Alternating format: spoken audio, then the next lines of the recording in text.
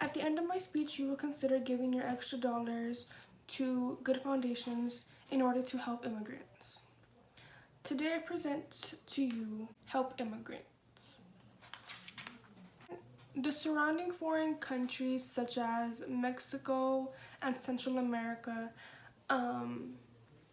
experience terrible governing such as human trafficking, murder, gangs, just terrible violence. The law isn't right and the law isn't preventing these things from happening.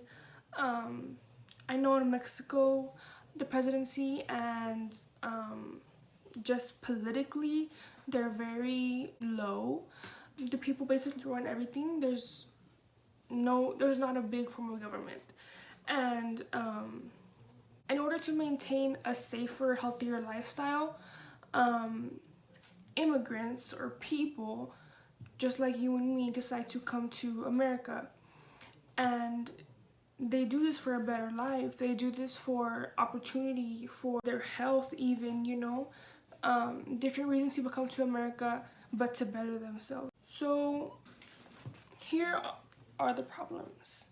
It reads, there are nearly 200 immigration detention facilities. And then I put some facts. Here, as you can see, you can't really read it, so I'm going to read it to you. It says, facts. Innocent people travel in handcuffs.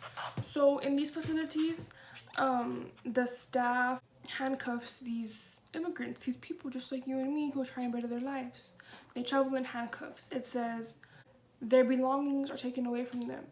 They don't have clothes, they don't have shoes, they don't have jewelry. Other things that can be stolen from you are like hygiene products. How do you maintain yourself in somewhere like this? It also says staff is unresponsive. Every time an immigrant comes in with their family, they are separated from their children or their wives, their husband. So whenever I put staff is unresponsive, the staff won't tell the immigrants where their family is, what state even, they can be transferred to different states because there's over 200 facilities, so therefore they're all over America in every different state. And then I also put here separated from families. I also have serious mistreatment. Staff not giving them their medicine. There's reports of children not being fed, adults not being fed. So as you can see, there's many cons to this. There's absolutely almost no pros to this besides basically incarcerating immigrants. I know they are illegal, but would it be that hard to try to help somebody get papers, In my next slide, it reads, donations for different organizations will help drastically. And then I've jotted down some organizations, so I'm going to tell you a little bit about them. The organizations that I have jotted down, I have 5 of them. And 2 of them are based in Arizona. That's what I found on the internet. And, if you know somebody or you have family that's in these detention centers and you want to help, you can easily Google organizations for a different state. So here I have the Together Rising Love Flash Mob. This is based in Arizona. And this fund raises bilingual interpreters to talk to babies, kids, and parents and adults to reunite with their families safely. And then the next one that I have is the Florence Project and Refuge Project. This organization provides legal service and social service to detained immigrants in Arizona. So what this basically is safer housing, more medicine, in being involved in the community. That was what this organization would be about. The third one I have is the Young Center for Immigrant Children's Rights. So this organization helps children in court, in the proceedings, in advocacy, stand by children basically. So this next one, that last one that I mentioned was just in general, like not only in Arizona, but you know, everywhere within the 200 centers. Next one I have is Kids in Need of Defense. This organization works to ensure that no child appears in immigration courts alone. Therefore, because they're stripped from their families and adults in their life, no child will have to appear in court alone. Somebody who has their back and motivates them to continue to want to fight for their life. Next and final, we have the Asylum Seeker Advocacy Project. This organization works to prevent deportation.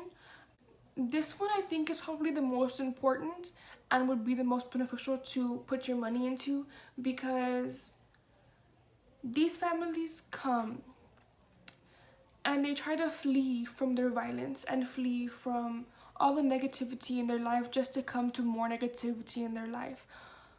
When America is known to be so good, and how can America be so good if we do this to innocent people? So I think preventing deportation would be the best organization to give back to, but of course the other ones are extremely valuable and worth it as well. So in my last slide here, we have the benefits. And these are very, very obvious benefits because we all know what we will get out of donating. Freedom for people. That's very obvious and straightforward. We have freedom. Why can't somebody else have freedom? Better lives for people. We make our lives. Whatever we want to do, we can go chase and we can do it. People don't have that option in their lives, and they want to come here so they can have equal opportunity just like me and you have. People come to be somebody, and these people just want to be somebody in their lives. They don't want to be held down. They don't want to be human trafficked. They don't want to be involved in gangs. They want to be somebody good, and they can't be because of where they're at, and that's why they come to America. Like, it shouldn't be that hard for somebody to want to live their life. So here I have just a graph, and it reads the different colors on the graph are average of beds, average of healthcare, and average of other direct costs. And then there's a line going through all of them, and it's the ADP. And ADP is the automatic data processing. So as you can see, the ADP doesn't get past 18,000. How can we have 200 facilities and not get past 18,000 for direct costs such as hygiene, as little as hygiene products, at least a toothbrush, some toothpaste? Like, how? So that just really goes to show, in my opinion, how little we're doing for innocent people. Imagine being a young child and being stripped away from your parents. These children go as young as a year old. They do not separate any child who's younger than a year old, and a year old is a baby still. A year old is someone who isn't even exposed to anything. Imagine being a mother or father and them taking your babies away from you and not telling you where they're located at. That's probably the scariest part of this whole ordeal. After reports of being separated, being mistreated, not being fed, not having enough food, not having enough medicine, how could we do this to people? These people are real people just like you and me. Like, you know what I mean? Just because they come from a foreign country and want better for themselves, we shouldn't be doing this.